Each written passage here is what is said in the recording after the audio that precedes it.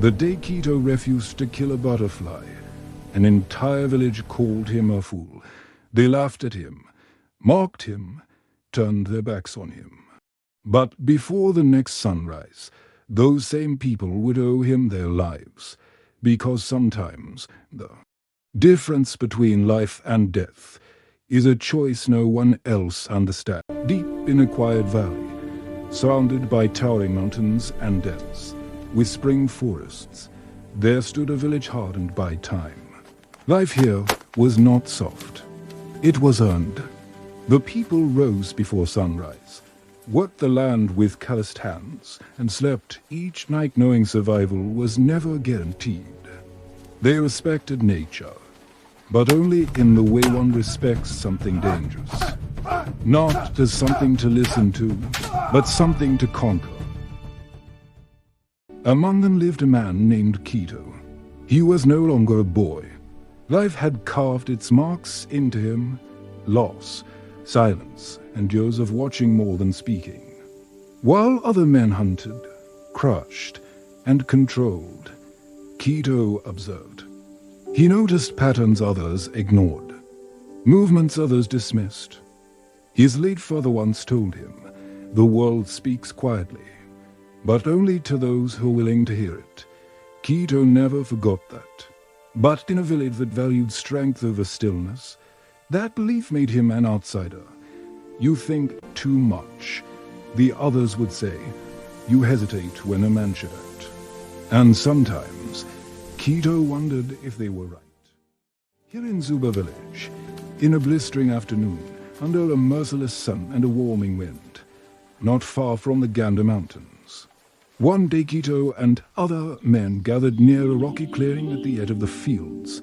Then, something unusual appeared.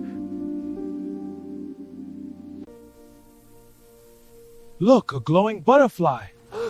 It's evil! Get through that tree! Crush it! It's dangerous! Kill it now! A butterfly. Its wings shimmered with deep blue and silver. It was indeed unnatural, almost otherworldly. One man stepped forward. That is definitely not an ordinary insect. Another man picked up a stick. Crush it. Take the wings, Kito. Killing it could bring us great fortune. A few others nodded, however, in Zuba village. Luck wasn't a belief. It was survival.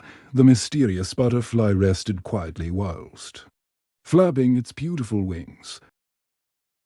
The men shouted, Kill the butterfly, Kito! Destroy it! I won't do that! But then, Kito refused to kill the butterfly.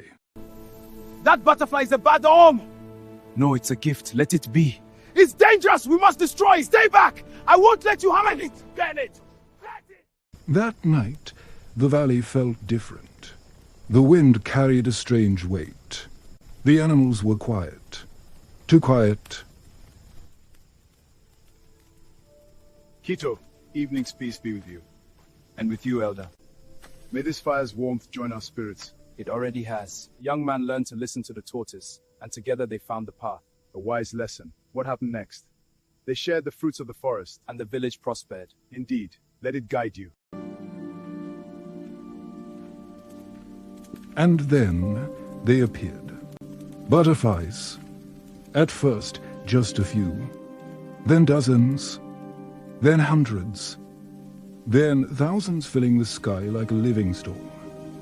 Men stepped out of their homes, and he's creeping in. This isn't natural, but Kito wasn't watching the sky. He was watching their movement. The pattern, the direction, again and again. They gathered near the mountain cliffs. His chest tightened. He had seen this before. Not butterflies, but wolves. What's happening? The wind, the light. Kito moved fast. Everyone needs to leave. The men turned sharply.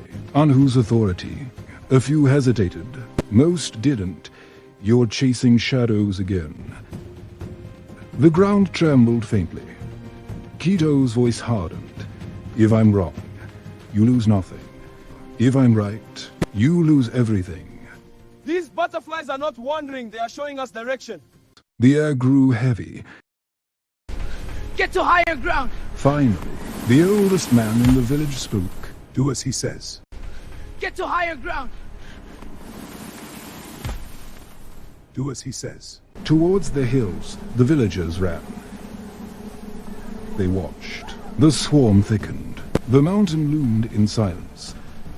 Then cracked. A deep and violent roar tore through the valley. The earth split open, and with unstoppable force, the mountainside collapsed. Rock, soil, and dust surged downward like a tidal wave. Homes vanished instantly. Fields were razed. Everything gone. The ground beneath them shook with brutal force.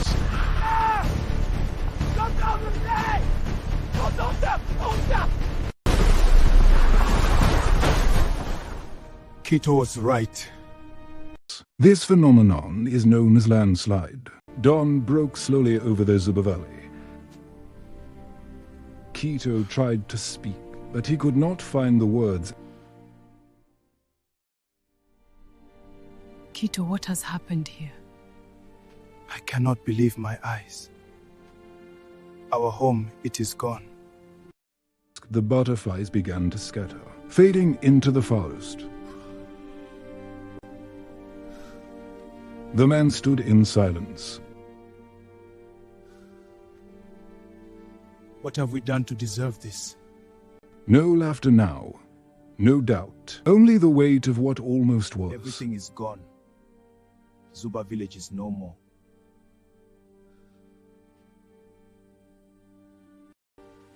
Let me help you up. Thank you. I can manage now. The dust will settle. We are strong. We'll rebuild together. I have to tell the others. Be careful, Kito. One butterfly drifted down and landed on Kito's shoulder. No one spoke. The oldest man stepped forward. His voice was quiet, but steady. You saw what we didn't.